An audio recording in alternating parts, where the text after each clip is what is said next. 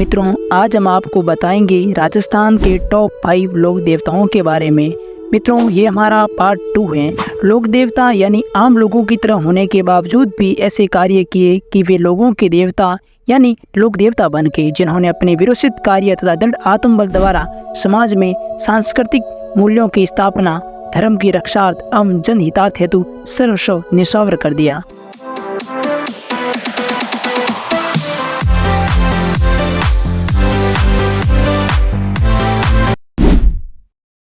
मल्लीनाथ जी मारवाड़ के रावल, सलखा और जानीदे के ज्येष्ठ पुत्र थे। इनका जन्म 1358 ईस्वी में हुआ था। नैन सिंह की ख्यात के अनुसार इनका जन्म एक तपस्वी के आशीर्वाद से और उसी के कथनानुसार माता पिता ने इनका नाम मल्लीनाथ जी रखा। मल्लीनाथ जी अपने पिता के मृत्यु के बाद महिवा में अपने सासा कानरदेव के पास जाकर रहने लगे। कानरदेव की मृत्यु के बाद मल्लीनाथ जी जालोर के खान की सहायता से उसके छोटे भाई त्रिभुवन सिंह को गद्दी से हटाकर स्वयं 1377 ईस्वी में महिवा के स्वामी हो गए। 1378 ईस्वी में एक बार फिरोज तुगलक के मालवा के सूबेदार मलिक निजामुद्दीन की मुस्लिम सेना ने 13 दलों में बंटकर मल्लीनाथ जी पर आक्रमण किया, परंतु यवन सेना को मैदान छोड़कर भागना पड़ा। इस संबंध में मारवाड़ में अब तक प्रचलित हैं तेरे तुंगा भांजिया माले सलखानी। तिलवाड़ा में लूणी नदी के तट पर इनका मंदिर बना हुआ है, जहाँ चैत्र कृष्ण एकादशमी से चैत्र शुक्ल एकादशमी तक विशाल मेला आयोजित होता है। यह बालोतरा तिलवाड़ा या क्षेत्रीय पशु मेला कहा जाता है। मारवाड़ के लोग मल्लीनाथ जी को सिद्ध पुरुष मानते हैं।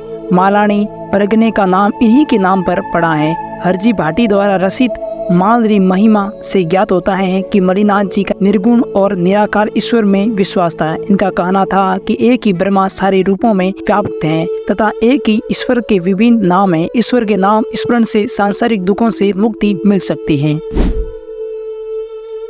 कल्लाजी राठौड़। कल्लाजी मूलतः मेवाड़ में तथा पश्चिमी मध्य प्रदेश और उत्तरी गुजरात में पूजे जाते हैं। ये कल्लाजी मेवाड़ के राव दूधा के पौत्र व असल सिंह के पुत्र थे। इनका जन्म 1544 ईस्वी में मेड़ता के निकट सामियाना गांव में आश्विन शुक्ल अष्टमी रविवार को हुआ था। इनका लालन पालन इनके ताऊ उमेद सिंह ने किया था।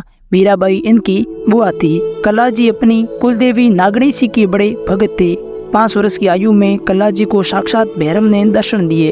इन्होंने योगी भैरवनाथ को अपना गुरु मान लिया था। लगभग 16 वर्ष की आयु में कल्लाजी मेड़ता छोड़कर मेवाड़ आ गए। इनके ससुरे भाई जयमल राठौड़ मेवाड़ में महाराणा उदय सिंह की शरण में थे। महाराणा ने बागौर का ठिकाना जागीर में दे दिया। कल्लाजी को भी महाराणा उदय सिंह की ओर से रुंडेला और रंढालपुर की जागीरी प्रदान की। कल्लाजी ने उपद्रवी भीलों को अपने युद्ध और कूटनीति कौशल से नियंत्रित कर शांति स्थापित की। इससे प्रभावित होकर महाराणा उदय सिंह ने उन्हें अपनी सेना में विशिष्ट सामंत नियुक्त किया। ये अस्त्र शस्त्र चलाने में और औषधि विज्ञान में निपुण थे। चित्तौड़गढ़ पर अकबर ने आक्रमण के दौरान कल्लाजी भी उस युद्ध में शामिल थे। चित्तौड़ पर अकबर के आक्रमण के दौरान कल्लाजी ने युद्ध में घायल जयमल को दोनों हाथों में तलवार देकर अपने कंधे पर बिठा लिया और स्वयं भी 2 तलवारों लेकर युद्ध करने लगे। इसी कारण उन्हें 4 हाथ 2 सिर वाले लोक देवता के रूप में जाना जाता है। जयमल और कल्लाजी ने युद्ध में अपूर्व वीरता व साहस का परिचय दिया था। हरबूजी बुंडेल गांव के निवासी महाराज मेहाजी सांकला के पुत्र थे और ये जोधपुर के शासक राव जोधा के समकालीन थे।